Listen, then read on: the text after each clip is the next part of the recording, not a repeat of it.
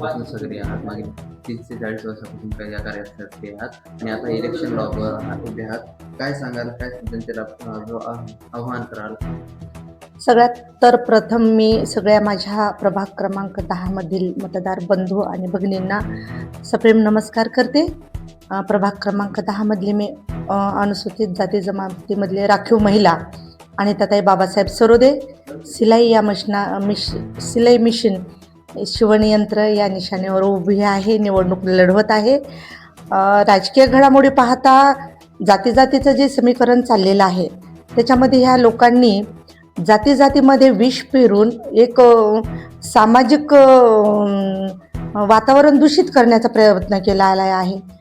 अराजकता माजवलेली आहे याच्यामध्ये. आणि वर्षानुवर्ष राजकारण करत असताना कुणाचा बाप राजकारणामध्ये निवडून आलेला असतो, कुणाचा मुलगा निवडून आलेला असतो, त्याच्यानंतर त्याची सून निवडून आलेली असते, त्याच्यानंतर त्यांची मुलगी निवडून आलेली असते. हे झालं यांचा राजकारणाचा एक भाग. मग सामान्य माणसांनी काय करावं? राजकारणापासून दूर राहावं. सोशल काम करत असताना, सामाजिक क्षेत्रामध्ये काम करत असताना तळागाळातील सामाजिक कार्यकर्त्यांनी काय करावं? फक्त यांच्या चपला उचलाव्यात. यांच्यासाठी काय म्हणजे जेवायला बसल्यानंतर यांच्या जेवणाची व्यवस्था करावी. अनेक मुद्दे आहेत. मग राजकारणामध्ये यायचं कशासाठी? तर सामाजिक बांधिलकी म्हणून समाजाचा जर विकास करायचा असेल तुम्हाला, तर त्याच्यासाठी राजकारणात यावंच लागणार आहे. आणि हेच ह्या लोकांना नको आहे. जे वंचित लोक आहेत त्यांना राजकारणापासून दूर ठेवण्याचा त्यांचा प्रयत्न चाललेला आहे.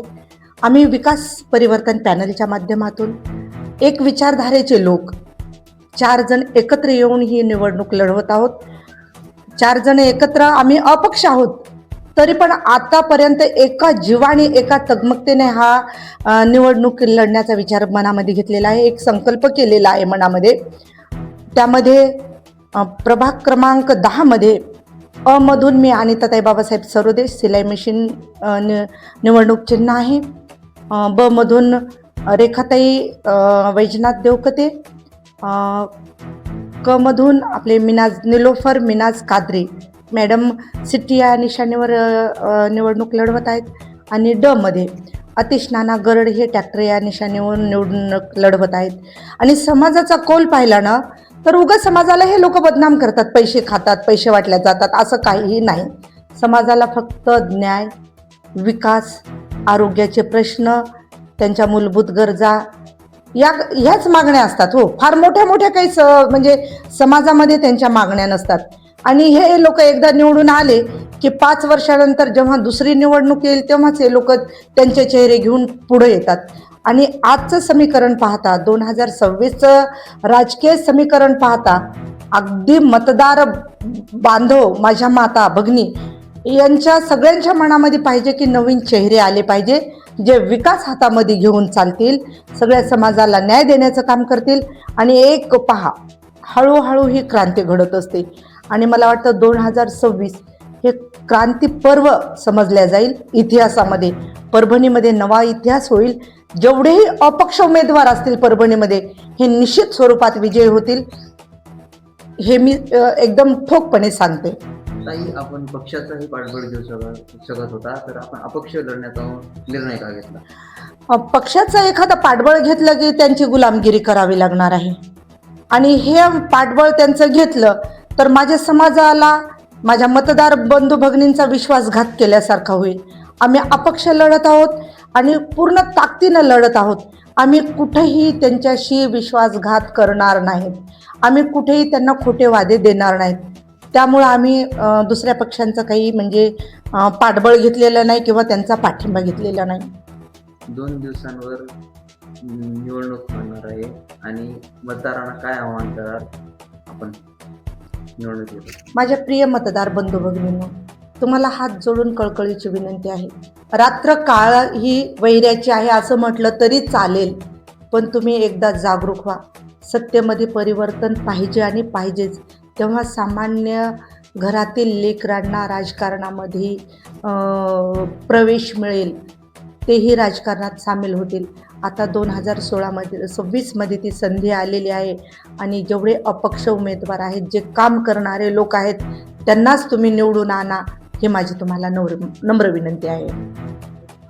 सर्वांना नमस्कार. परभणी शहर महानगरपालिका निवडणूक 2026 मोठ्या दिमाखात परभणी शहरात मोठ्या राजकीय उलाढाली होत आहेत. राजकीय मुलांचे लोक इकडे तिकडे जात आहेत, नेत्यांची मुलं तिकडे जात आहेत, पण याला काही फरक पडणार नाही. इथल्या प्रस्थापित लोकांना आमच्यासारखे गोरगरीब सर्वसामान्य युवक हे घरी बसवणार आहेत. यावेळेस अपक्षांची नांदी मोठ्या प्रमाणावर येणार आहे आणि अपक्ष उभं राहण्याचं कारण सांगतो तुम्हाला.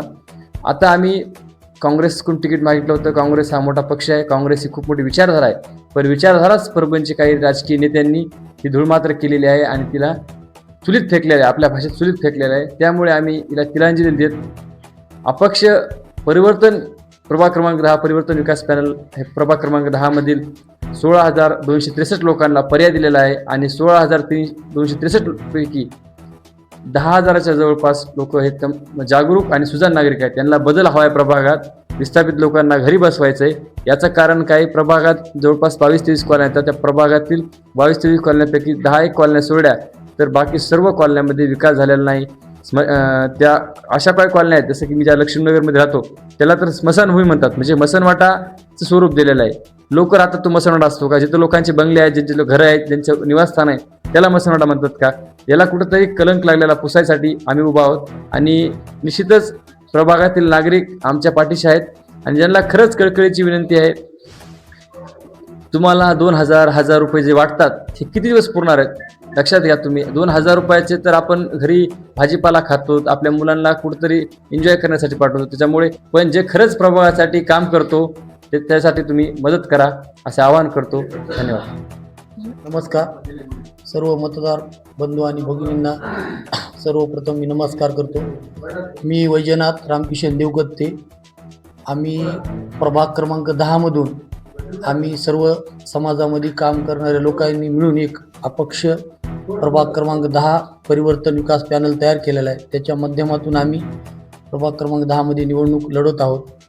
सर्वप्रथम मी आपल्या सर्वांना एकच सांगतो की हे पॅनल आम्ही ह्याच्यासाठी तयार केला की जे बी पक्ष आहेत, जे बी पक्षामध्ये उमेदवार आहेत ते सगळे धनदांडगे उमेदवार आहेत आणि सर्वसामान्य लोकांना कुठंतरी राजकारणामध्ये एक संधी भेटावं त्या हेतू आम्ही एक अपक्ष पॅनल तयार केला आणि त्या पॅनलचं नाव आम्ही परिवर्तन विकास पॅनल असं नाव दिलं आणि त्याच्या माध्यमातून आज जनतेसमोर आम्ही जात आहेत. तर जेव्हा आम्ही जनतेसमोर जातो तेव्हा आम्हाला जनतेतून एवढा प्रतिसाद भेटत आहे की कारण की यांना कधी आतापर्यंत 25 वर्षामध्ये यांना कधी नगरसेवक जे निवडून आले ते कधी त्यांना दिसले नाही, कधी भेटले नाही आणि लोकांच्या एवढ्या अडचणी आहेत, कुठं बी जागोजाग कचरा पडल्याला, कुठं खड्डे, अशा अनेक ह्या लोकांच्या अडचणी आहेत आणि त्याच्यामुळे लोक बी ह्याला कंटाळलेले आणि आत्तापर्यंत जे निवडणुकीला समोर गेलेले काही उमेदवार असे आहेत की जे कोण्या पक्षाचे नव्हते, कुठलेच नव्हते, अचानकच आले आणि त्यांना उमेदवाऱ्या भेटल्या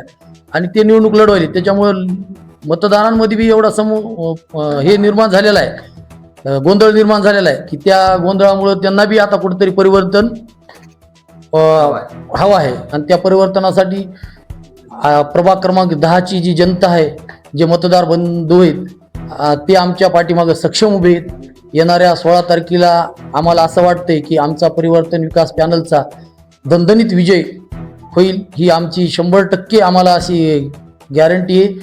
आणि मी एवढंच तुमच्या चॅनलच्या माध्यमातून सर्व मतदार बंधू भगिनींना एवढंच सांगेन की तुम्ही सगळ्यांना मतदान रूपी आशीर्वाद आमच्या पाठीशी ठेवावा, हीच तुम्हा सर्वांना विनंती करतो. प्रभाग क्रमांक 10चे मतदार बंधू आणि भगिनींना माझा नमस्कार, आदाब, सलाम. सर्वप्रथम आपणाला हे विनंती करते की सर्वप्रथम मी आपणास विनंती करतो की आम्ही परिवर्तन विकास पॅनलच्या माध्यमातून आपल्यासमोर एक विकल्प ठेवलेला आहे. जे प्रस्थापित राजकारणी लोक आहे त्यांनी आपल्याला 20 वर्षापासून जे त्यांच्यामुळे त्रास भोगत आहे, आपण मूलभूत जे सुविधा आहे त्या आपल्याला मिळत नाही, त्या सुविधांपासून काही विशेष भाग अति वंचित झालेला आहे आणि काही विशेष भागामध्ये त्यांनी विकास केलेला आहे. आता जेव्हा निवडणूक सुरू झालं, निवडणुकीचा प्रचार, त्यांच्या प्रचाराचे ऑटो रिक्षा आणि जे काही वाहनं आहेत चालण्यासाठी त्यांनी प्रभागातील विविध भागामध्ये गिट्टी मुरुम वगैरे टाकून ते रोड व्यवस्थित करण्याचा प्रयत्न केला, तर ते प्रयत्न होता की आमचा प्रचार त्यांच्यापर्यंत पोहोचला पाहिजे, आमचे प्रचार यंत्रणा त्यांच्यापर्यंत पोहोचली पाहिजे, आमचे प्रचार वाहन त्यांच्यापर्यंत पोहोचलं पाहिजे. या लोकांना मागील 8 वर्षापासून या भागातील लोकांचा त्रास कसा काय वाटला नाही, अचानक निवडणूक लागल्यावर कसा वाटतो, हे प्रश्न आहे. जनता सगळं काही जाणते की हे कशामुळे करत आहे आणि का करत आहे. जनतेचा रोष यांच्यावर इतका आहे की हे त्यांना येणाऱ्या 16 तारखेला जेव्हा निवडणुकीचा निकाल लागेल तेव्हाच कळेल. दुसरी गोष्ट, या सर्वांना निवडून देण्यामध्ये सर्व जाती धर्माच्या लोकांचा वाटा होता, परंतु या लोकांनी विशिष्ट भागामध्ये विकास केलेला आहे. तर जे भाग विकासापासून वंचित राहिले होते त्या भागातील लोकांचा रोष इतका आहे यांच्यावर हे त्यांच्याकडे बघण्यासही ते बघू वाटत नाही त्यांच्याकडे, त्यांना त्या मतदारांना. ते मला आपल्याला ती अशी विनंती आहे की आमची जे 4 उमेदवार आहे, अ मधून अनिता बाबासाहेब सरोदे, त्यांची निवडणूक चिन्ह आहे सिलाई मशीन. ब मधून आहे रेखा वैजनाथराव देवकते, त्यांची निवडणूक निशाणी आहे कब्बशी. क प्रभागातून निलोफर मिनाज कादरी, त्यांची निवडणूक निशाणी आहे शिट्टी. ड मधून आतिश गरड, यांची निवडणूक निशाणी आहे ट्रॅक्टर. तर आपणास पुनश्च एक विनंती करतो की या प्रतिपादनांना यांच्या घरी बसवा आणि तुमच्यातील सर्वसामान्य उमेदवारांना निवडून द्या. माझी तुम्हाला हात जोडून विनंती आहे. धन्यवाद. जय महाराष्ट्र. जय हिंद.